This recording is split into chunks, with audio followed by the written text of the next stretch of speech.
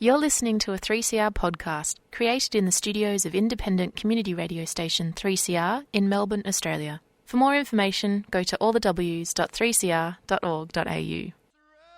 Death's construction in the fields of bodies burning as the war machine keeps turning death and hatred to mankind, poisoning their brainwashed mind. Welcome to the Anarchist World This Week, broadcast across Australia on the National Community Radio Satellite. Listen to the Anarchist World This Week, Australia's sacred cow slaughterhouse. Listen to analysis of local, national, international events. Listen to analysis you'll never hear anywhere else.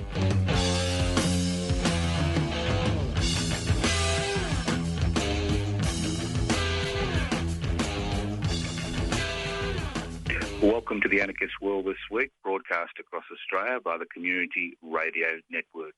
My name's Joseph Toscano. I'm hosting today's program. Just in the introduction, just like to remind people, in Melbourne, we are still in stage 4 lockdown. I'm not able to broadcast from the studios of Community Radio 3CR in Melbourne, which is the station which usually broadcasts the Anarchist World This Week via the Community Radio Network across Australia.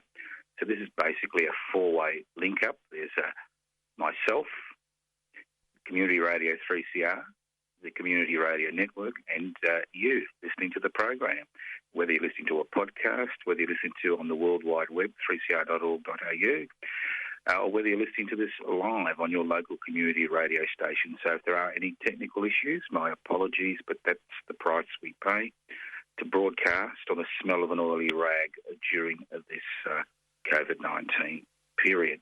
Look, I'd just like to start off with, I know you're bored out of your brains of COVID-19, but I'd just like to start off with a COVID-19 update, because there has been some interesting research which has come out, which I think explains a lot of things which were a little bit in the dark. And it was actually conducted by the Commonwealth Scientific Industrial Research Organisation, Australia's very own CSIRO, and it basically confirmed what people have been suspected for a long time, that this is a virus that likes low humidity and low temperatures. And the work they did demonstrated that the lower the humidity, the lower the temperature, the longer the virus was able to survive on surfaces. And that, to a significant degree, explains why it is such a major issue in abattoirs and distribution centres which have refrigerated networks, because the virus can survive from anywhere from 14 to 28 days in such an environment. It also explains the second and the third wave in Europe and the United States of America as winter grips those areas. And it also explains to a significant degree why it was so difficult to keep a lid on it in Australia during winter. So I think it's important research. I think it's important that we share it, because I think what's important is that we have a bit of facts and figures when we look at anything, especially something like a pandemic. And I think it fills in a lot of the holes that we had. So congratulations to CSIRO. Now, to anyone only no, it's not about looking at scientific papers, although that's part of it, obviously, because obviously we like to look at everything. But an anarchist society is a society without rulers, from the Greek anarchos, which means without rulers. Not a society without rules, it's a society without rulers. What gives rulers the ability to determine the lives of billions of people? Very simply, inequalities in power and wealth. The greater the inequalities in power and wealth, the greater minorities have control over majorities. So the anarchist struggle is a simple struggle. It's the struggle for shared power, that's devolved power, sometimes through direct democratic means, and it's the struggle to hold wealth in common and use it for the common good. So if you're involved in any of these struggles, it doesn't matter what you call yourself, ultimately you are an anarchist, because you are struggling for a society without rulers. Now, I'd like to continue after the COVID-19 update with another disorder. That's right, a neurological degenerative disorder. Now, you all know about neurological degenerative disorders.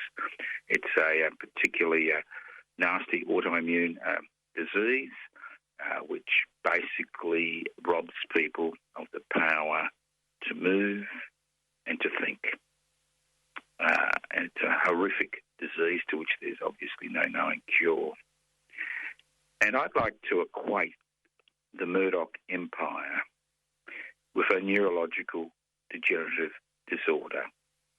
Now, I noticed that Mr. Rudd, feeling a little bit of a relevance deprivation, is trying to get a petition up to hold a royal commission into the Murdoch empire and media diversity in Australia. I noticed that all the major political parties have run 1,600 miles away from Mr. Rudd as he pursues his little vendetta against the Murdoch empire.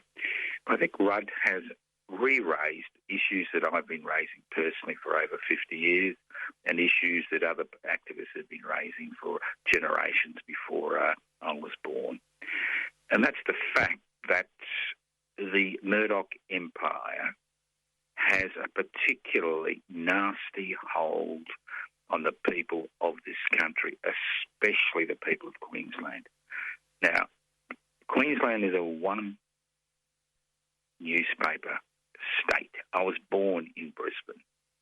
I know what it was like to grow up in Queensland in the 50s and 60s and the early 70s before I was forced to leave.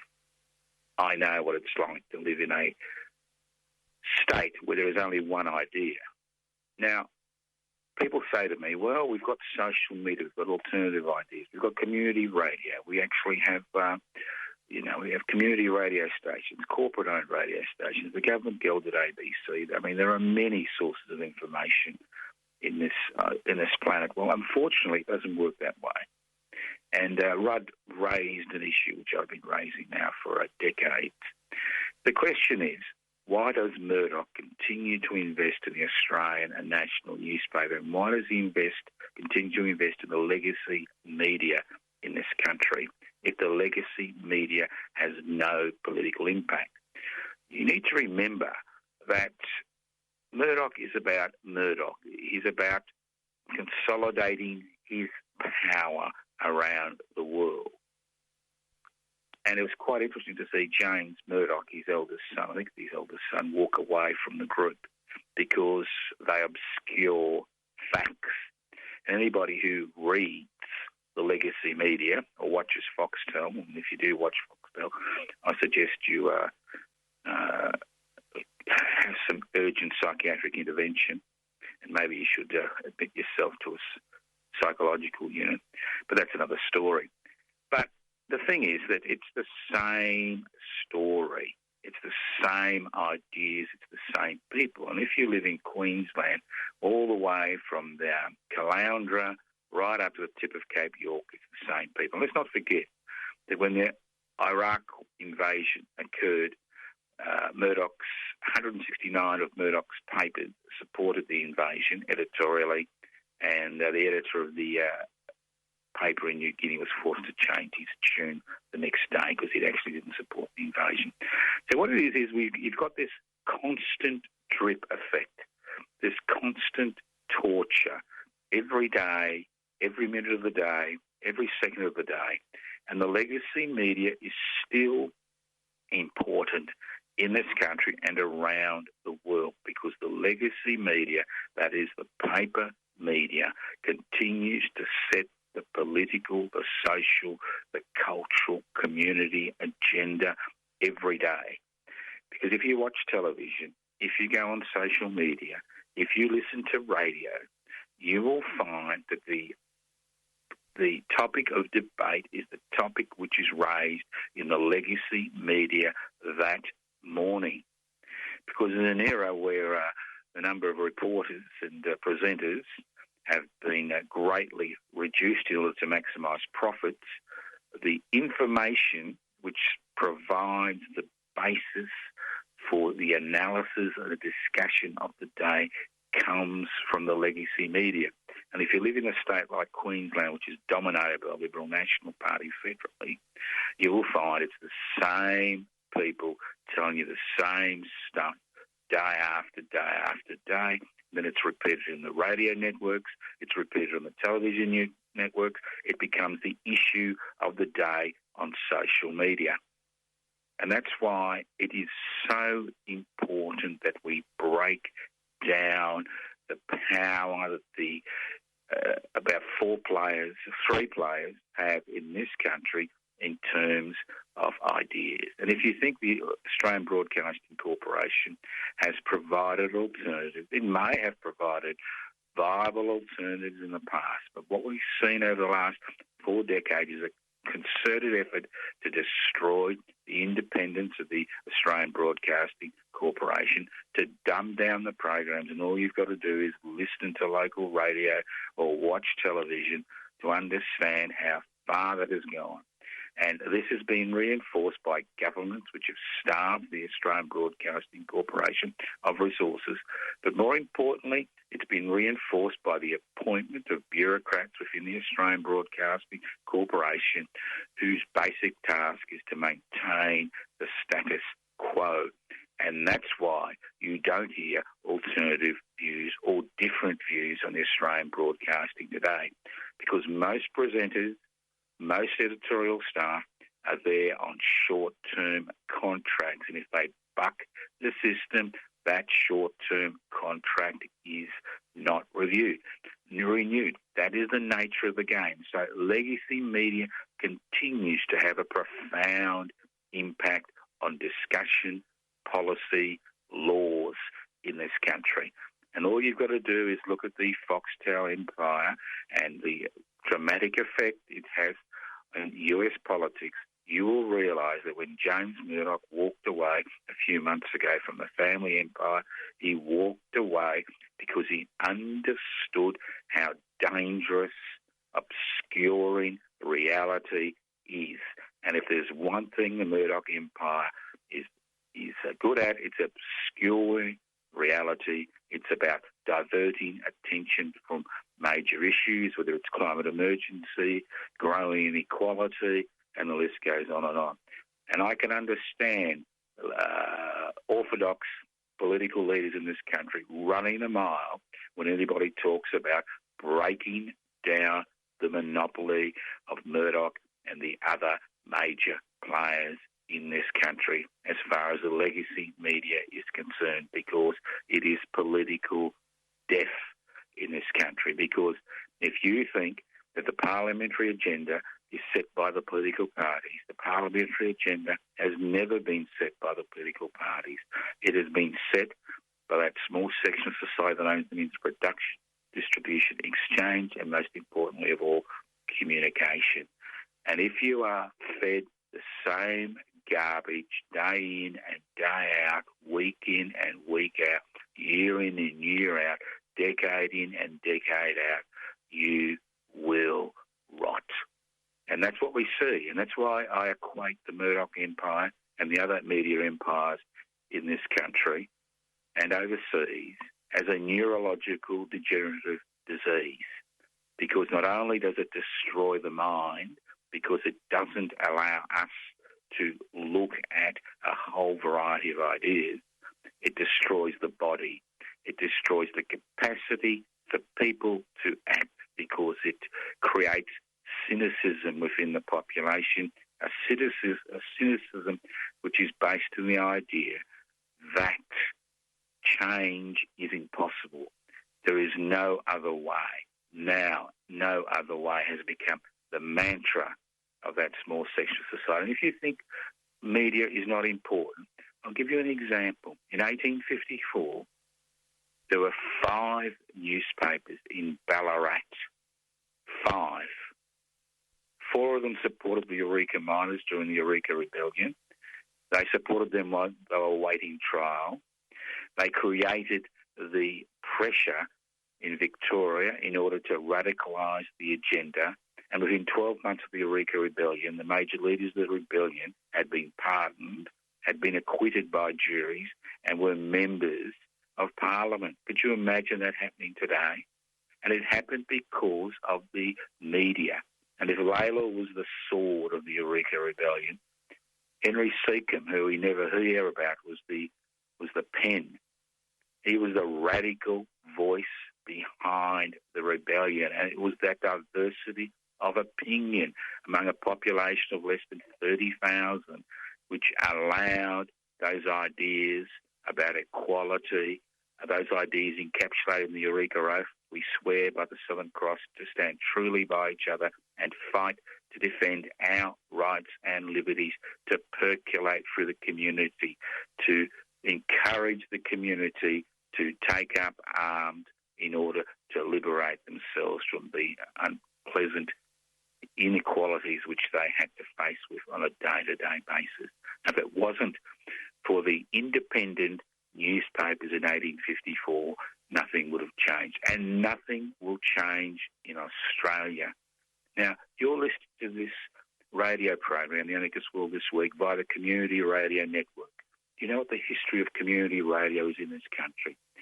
Well, during the much-maligned Whitlam Labor government between, I think it was 72 and 75, during the much-maligned period, they created the Community Radio Network in an attempt to give the community the ability to articulate ideas that were never heard in the corporate-owned media and to a lesser extent in the government-gelded Australian Broadcasting Corporation. The Whitlam Labor government understood the importance of an alternative news source. And almost 50 years later, community radio continues to play a significant role in this country because ideas that are bandied about, that are spoken about, that are discussed, that are put up into the stratosphere come through the Community Radio Network. And if you are listening to this program, not via just a podcast, but via a community radio station, you'll understand how important community radio is as an antidote to the neurological degenerative disease which the Murdoch empire is as far as independent thinking and, more importantly, independent action in this country. So if you think the legacy media doesn't matter anymore because of social media, think of this little equation, which I'll repeat again. Every morning on every radio station, whether it's the Australian Broadcasting Corporation or a privately owned station, on every television network, on most community radio stations, on a great deal of social media, the topic for the debate of the day is what was raised in the legacy media that morning. And that is what gives it its power, its ability to influence social issues, its ability to influence economic issues, its ability to influence political issues. And with the Murdoch empire, Mr. Murdoch and his crew is only interested in one thing: maximising profits, irrespective of the human, social, environmental and national harm. And until those organisations are broken down into the sum of their parts, we will continue to find ourselves in this situation. You're listening to The Anarchist World This Week, broadcast across Australia by the Community Radio Network. This program is streaming live on 3cr.org.au. The program is podcast. You can access the podcast by going to 3cr.org.au. My name is Joseph Toscano. I'm hosting today's program. Let's move on. It looks like the Australian Council of Trade Unions has finally woken up from its slumber.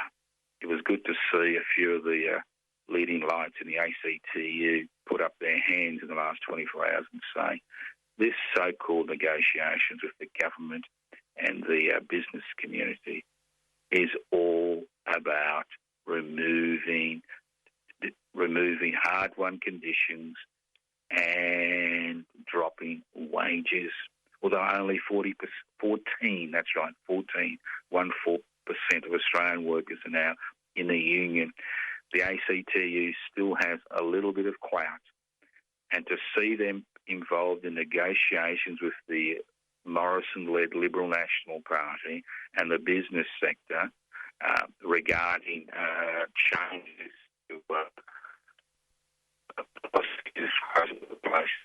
policy that works.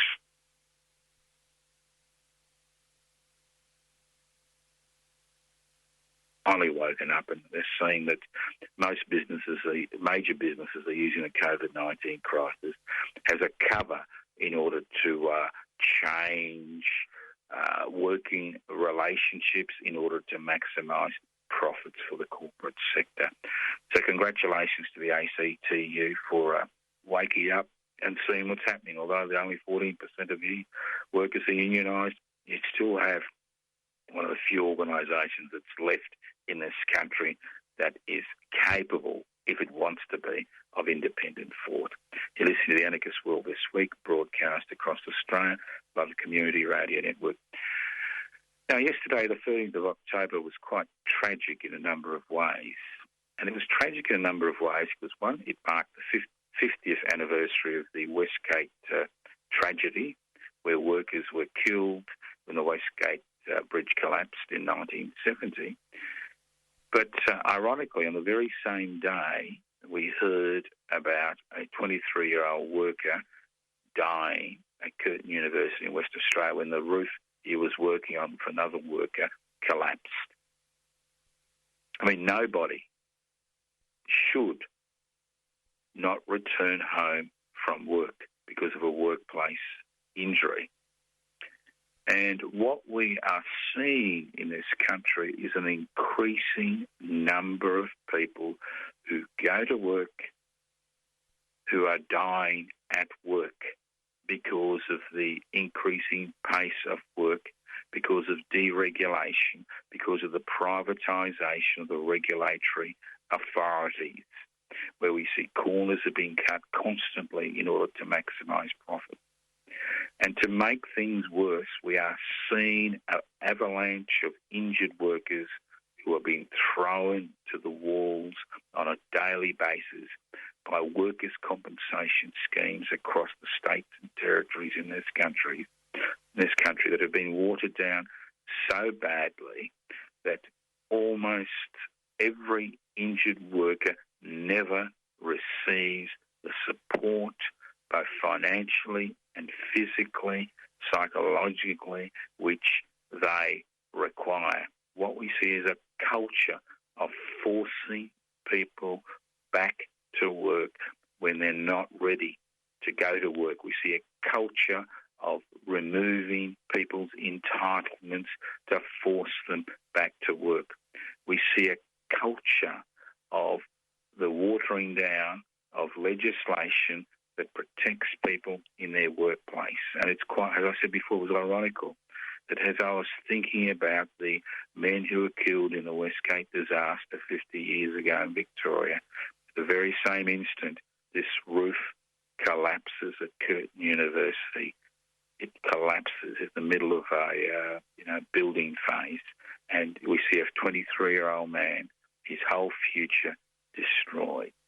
Won't return home, paying for his family, paying for the community. And it's an extraordinary situation that we find ourselves in, that the workers' compensation schemes that we fought for so long to ensure that people who are injured at work were compensated for their injuries and looked after has become so diluted and so watered down that most people on workers' compensation, especially those on long-term workers' compensation, fear the workers' compensation authority more than they actually fear the employers who put them in that situation because of the nature of the schemes and how the schemes have been structured in such a way as to always support the insurance companies which provide the insurance to companies regarding workers. And it's quite, we've had a Royal Commissions, they've told us how bad the situation is.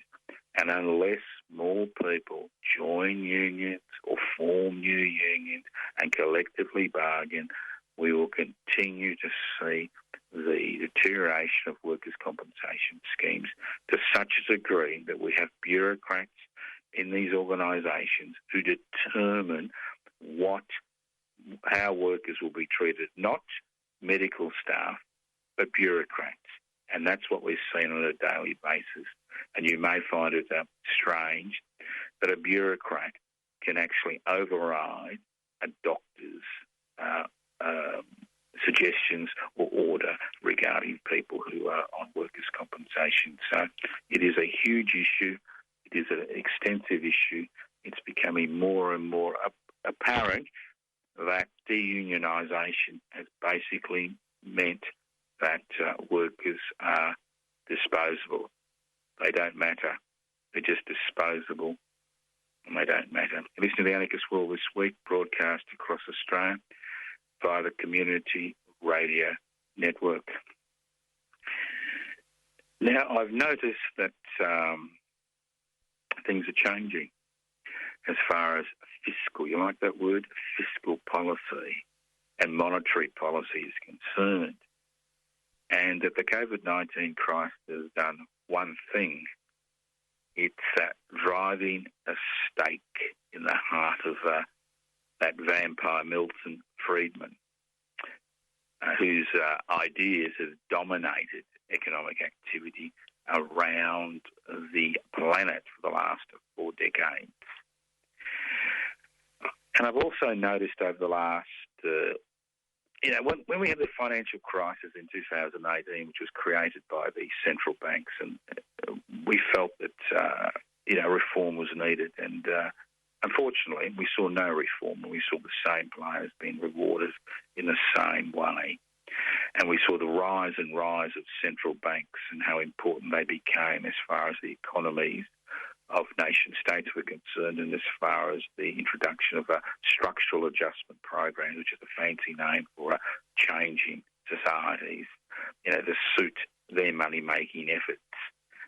And we saw the rise and rise of the central banks and the position they played. And as we saw people create funny money and give it to the central banks to then give it to other banks to lend to people, we saw the increase of debt around the world, not debt, just individual debt, but debt for nation states, and how these central banks had such a hold on so-called sovereign independent nation states. Well, something interesting has happened. You may not have picked up over the last year, or since March this year, because of the economic crisis caused by the shutdown of business in order to try to contain the damage done by COVID-19.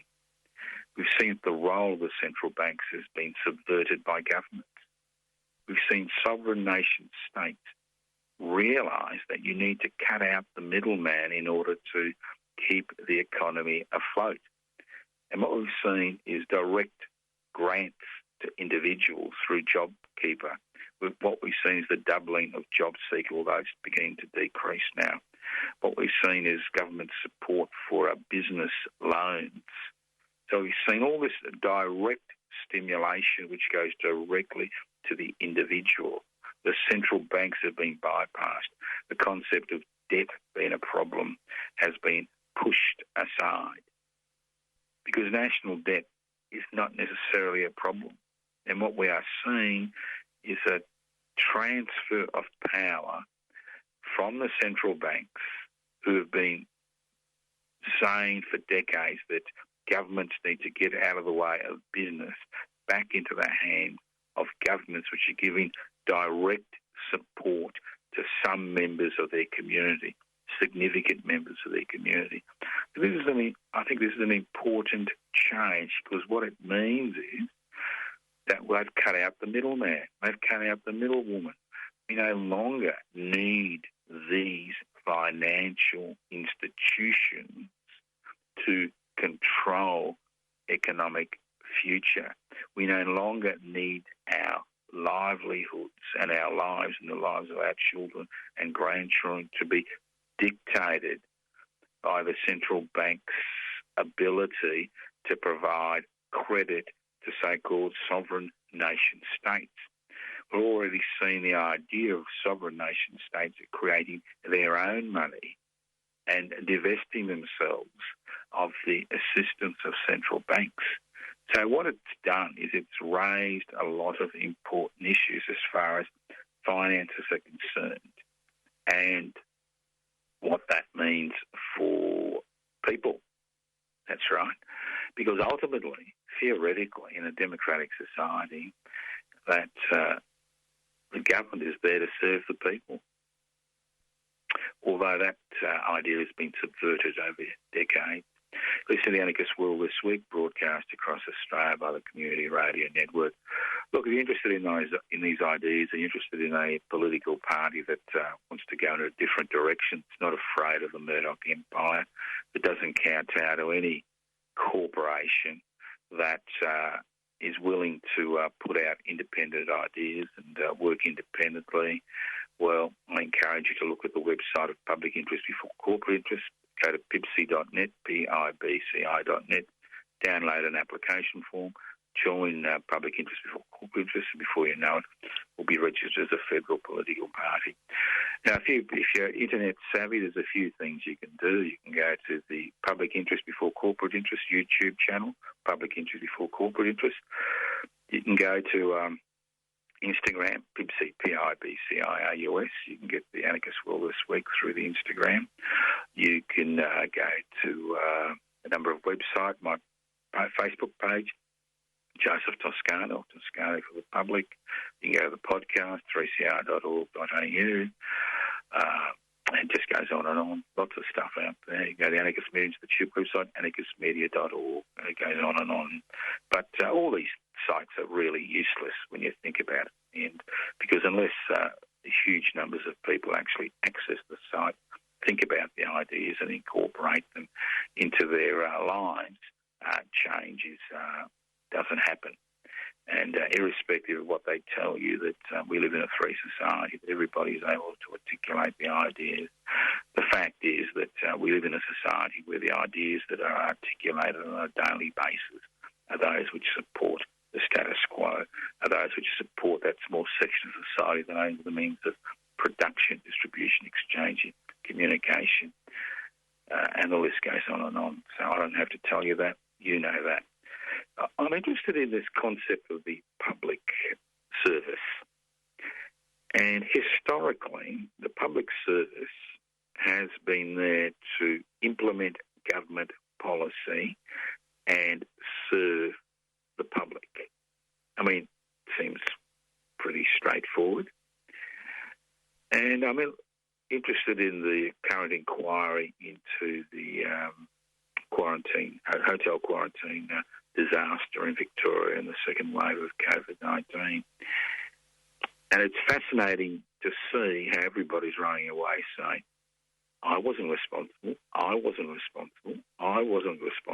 resigned, but I wasn't responsible for, and how the lines of communication have kind of been blurred. Now, look, I'm not looking for individual scapegoats like the opposition is in Victoria. It's not a matter of individual scapegoats. This is a matter of a transformation over the last 40 years during the deregulation, privatisation, globalisation, corporatisation, a revolution that we've survived. This is a matter of the nature of the public service being transformed from an instrument which implements government policy and interacts with the public, the many, to an instrument which acts as a channel via which Treasury funds are pumped into the private sector. So the whole memory, the institutional memory of the public service has been turned around. And the fact that private security guards were appointed to look after hotel quarantine, and most of them subcontracted after subcontracted, is not a surprise, because the public service memory is about finding people in the private sector, organisations in the private sector, to do the work that the public service used to do. That's why it's taken so long to recreate institutions within the public service that can actually deal with the COVID-19 crisis. What we've seen is the centralisation of power in a diminished public service where staff have been, to a significant degree, privatised, whose major function is to find private corporations and private companies to deliver public services. And with that type of culture, obviously, everybody, every politician, every bureaucrat, every senior bureaucrat, every junior bureaucrat would have been looking at the private sector to provide the service, because that is the culture of the public, culture of a privatised public service. Let's look at what's happened over the years. We've seen, people talk about a public health system. Well, in Victoria, large segments of the public health system have been privatised. Now, there was a little bit of a kerfuffle a week ago in Victoria because there were private security guards still being employed in quarantine hotels. Although we're not taking people from overseas, there are people who can't quarantine at home who need to be quarantined in hotels. And I noticed there's the Justice Department, the Alfred Group, and there was one or two private corporations involved in providing those services. Now, let's not forget that the Alfred Group, which is one of the largest public hospital sectors in Victoria, is partially privatised. That every cleaner, every cook, every wards person, and many of the pathology services are run by private companies within the public health sector.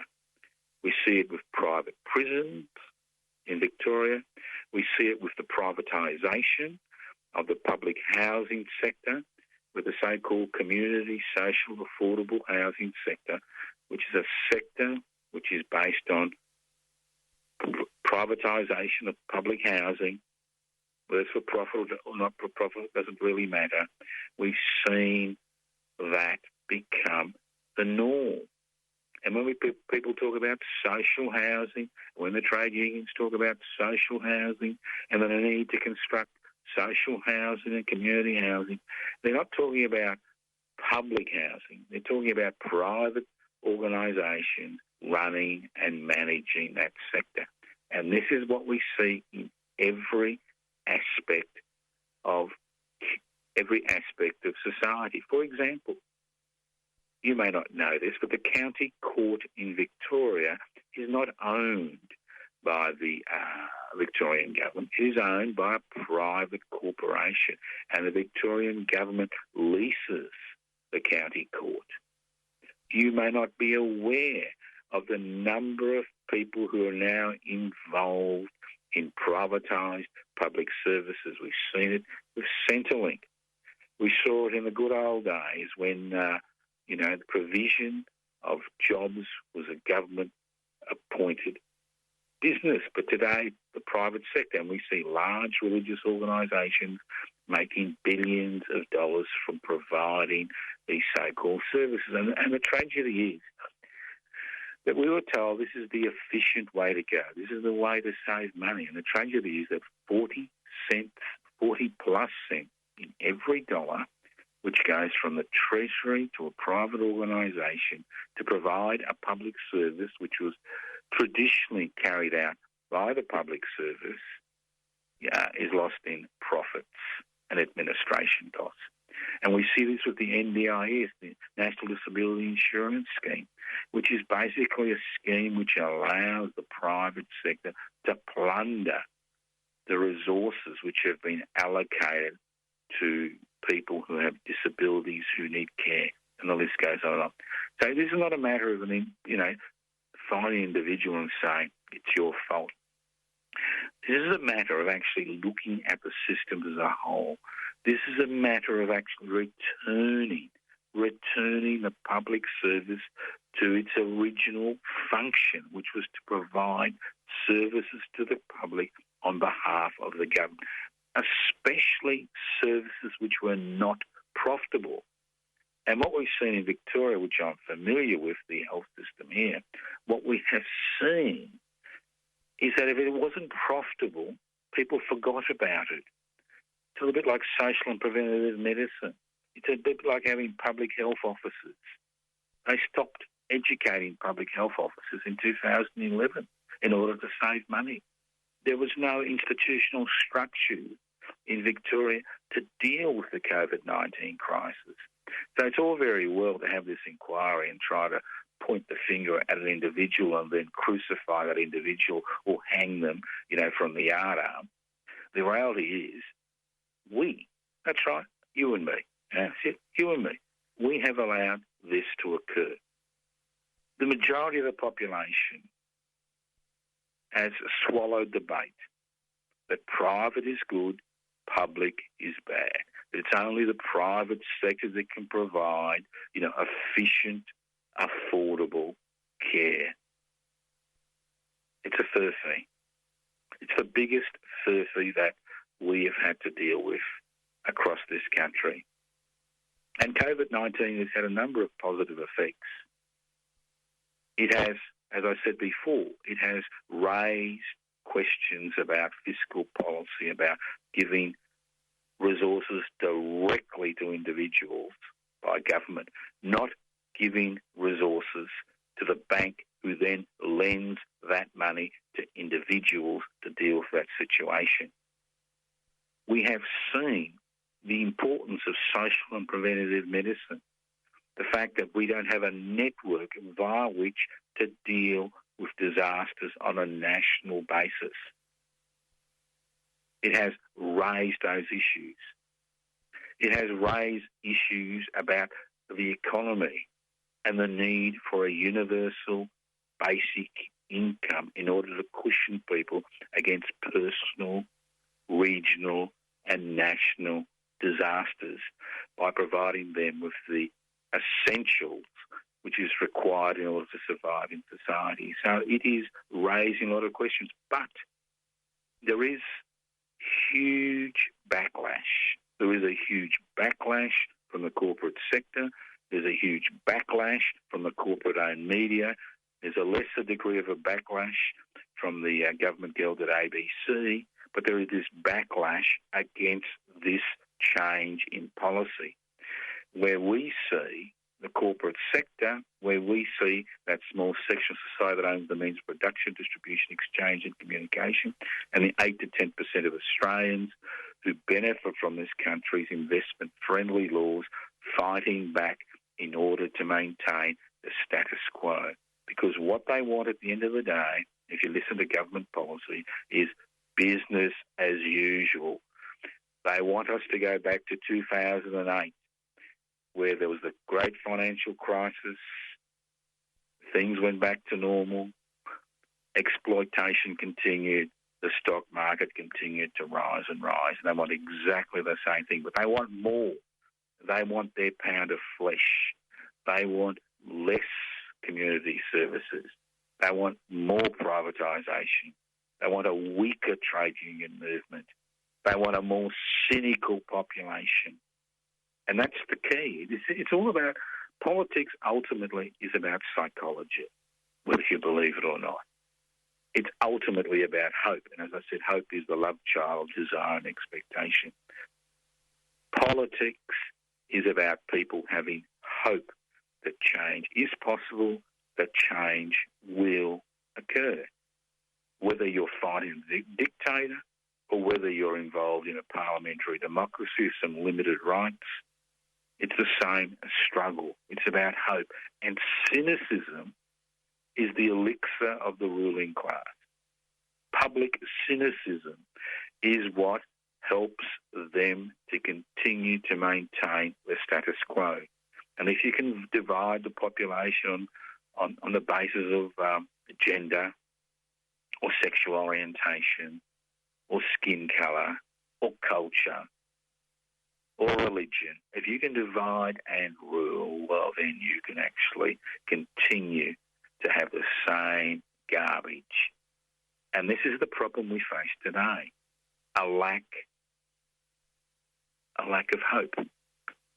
I mean, I sound like some type of religious maniac, but the reality is there is a lack of trust in this country's institutions and institutions around the world.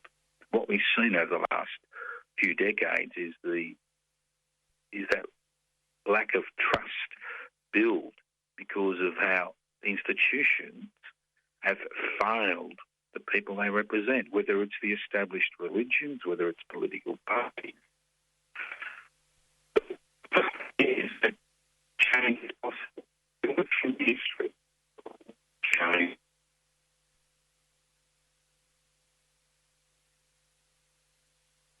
Being at home, although a lot of people are forced to sit at home currently, and saying, oh, woe is me, nothing will ever change, everybody's corrupt, nothing will ever change, there's no point doing anything.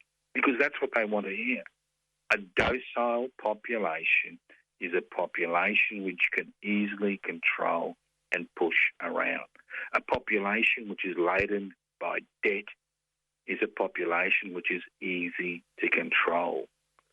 And that's what we see, is a population laden by debt, a population laden with low expectations of their political leaders and the institutions in this country, a population which is willing to accept second best on a regular basis. And ultimately, we're responsible. We're responsible because we have allowed the Murdoch neurological degeneration disease to dominate this society. Now, obviously, as individuals, we do the best we can, but we haven't been able to put forward ideas which tackle that cynicism that is such a feature of everyday life in Australia. Let's move on talking about cynicism. Mining rights, Junkton Gorge. Now, if it wasn't for the parliamentary inquiry into the Junkton Gorge fiasco, I mean, destroying human habitation site that had been inhabited for over 45,000 years. It's a little bit like destroying the Houses of Parliament or destroying the major cathedrals in this country or around the world. It's just an act of unbelievable barbarity. Unbelievable. And the fact that it was legal makes it even worse. The fact that there is now a little bit of an inquiry into what happened has actually lifted the lid on mining rights. Now, a lot of people think that when Aboriginal and Torres Strait Islanders received land rights, that they actually had rights over mining. Land rights have never given Aboriginal and Torres Strait Islanders the ability to determine who mines and what they mine. What it does, it gives them the ability to enter negotiations with mining companies which have got leases, mining leases, and then mining contracts in order to extract mineral from the earth and negotiate some type of settlement. But it's a very unequal battle. On the one hand, you've got groups like Rio Tinto and Fortescue Metal Group. And on the other hand, you've got small traditional groups who are pitted against these huge transnational corporations who have no legal power. And what we're currently seeing is the FMG group, the Fortescue Metals Group. Remember, Mr. Fortescue likes to think of himself as some type of a philanthropist, withholding $1.9 million in royalties, which is nothing, because they want the traditional owners to agree to a new contract regarding mining leases. And let's not forget that a lot of this stuff that happened at Junkton Gorge happened because of confidentiality agreements which were incorporated into contracts with traditional owners, which actually prevented them from speaking up to protect their own sacred sites. And let's not forget that just in that one particular area, that over 450 sacred sites have been destroyed and continue to be destroyed. And we see the Fortescue Metal Group currently trying to turn an exploration lease in the same area into a mining lease, thinking that they can get away with it. And if it wasn't for the parliamentary inquiry, which was not put forward by the government but put forward by the Greens and the opposition in the Senate, we wouldn't have heard anything about this. So this so-called fact that Aboriginal people are getting rich from royalties is a load of garbage. I mean, Aboriginal and Torres Strait Islanders cannot prevent mining. All they can do is enter into these agreements, in inverted commas, with these large corporations. So let's put a little bit of reality into the discussion, because that's the thing is there's never any reality in the discussion, and that's why I'll get back to my original argument about the Murdoch empire and the other two or three large legacy media corporations being so important in this country in 2012. Sorry, 2020. I'm 8 years behind the time. In 2020. It's very simple, because the legacy media, that's the newsprint media, continues to set the debate, the cultural debate, the political debate, the social debate. They set the debate every morning. Almost every radio station, except the Anarchist World this week, almost every government, Australian Broadcasting Corporation station, almost every television station, almost every social media network is discussing what appears in the legacy media that morning.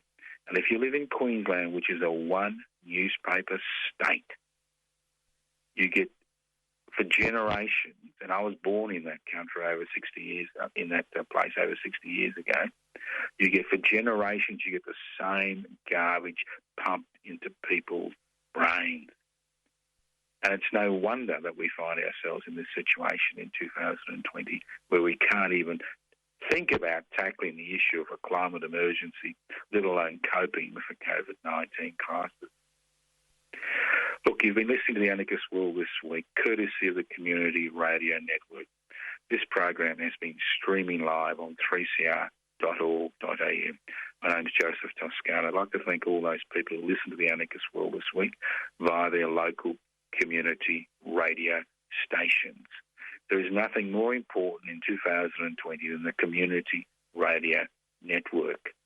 The ability of people around this country to use community radio to raise ideas which you will never hear about in the mainstream media and the corporate-owned and the government-gelded Australian Broadcasting Corporation. A few websites, if you're interested, go to pipsy.net, Public Interest Before Corporate Interest, download the application form, join Public Interest Before Corporate Interests. YouTube channels, Public Interest Before Corporate Interests. Web pages, anarchistmedia.org, anarchistmedia.org, pibci, pibci.net. Facebook pages, you may be interested, Defend and Extend Public Housing. Public housing, everybody's business. My own personal Facebook page, Joseph Toscano, or Toscano for the public. Yes, I still answer letters. You can write to me at Post Office Box 20, Parkville 3052. We are sending out a mass letters regarding public interest before corporate interest. We're going to delay the annual general meeting on the 4th of November because of travel restrictions. Once travel restrictions are lifted, the AGM will be held, but the new executive has been elected. Go to pibci.net and you can get all that information. And if you want to leave a message, 0439 395 489. 0439 395 489. The reality is that unless we start acting, unless we cut the umbilical cord to the corporate-owned media and the government-gelded ABC, unless we start thinking independently and using community radio not just as a mechanism of talking to each other, but a mechanism to encourage other people to get involved in political action, social action, culture action. There's nothing more important than becoming involved in things around this country. If you don't become involved, you're a mere spectator If you're a mere spectator, you can't hope to change anything. Thank you for listening to the Anarchist World this week on your local community radio station, courtesy of the Community Radio Network. Listen in to the Anarchist World this week on your local community radio station next week. Keep your ears and eyes open. Listen in next week to the Anarchist World this week.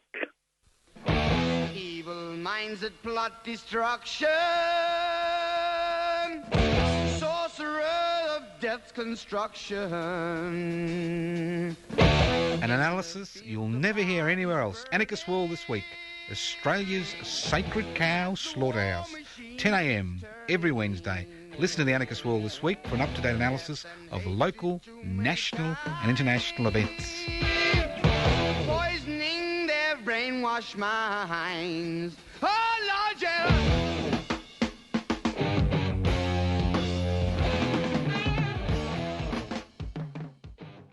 You've been listening to a 3CR podcast produced in the studios of independent community radio station 3CR in Melbourne, Australia. For more information, go to allthews.3cr.org.au.